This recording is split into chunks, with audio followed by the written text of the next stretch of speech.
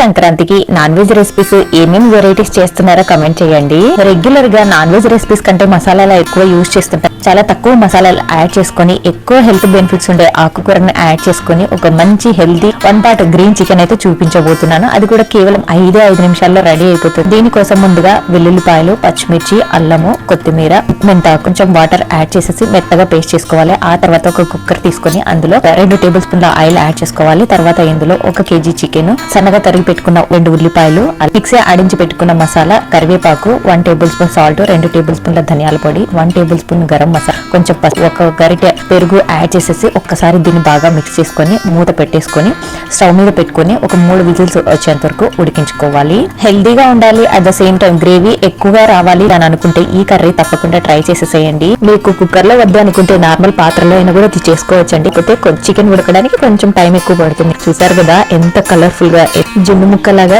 భలే సాఫ్ట్ గా ఉంది. మరి మీరు ట్రై చేస్తే మీకు ఎలా కుదిరిందో కమెంట్స్ రూపంలో షేర్ చేయడం మాత్రం మర్చిపోవద్దు. అప్డేట్స్ కోసం ఛానల్ సబ్స్క్రైబ్ చేసుకుని లైక్ ఇచ్చేసి వెళ్ళండి.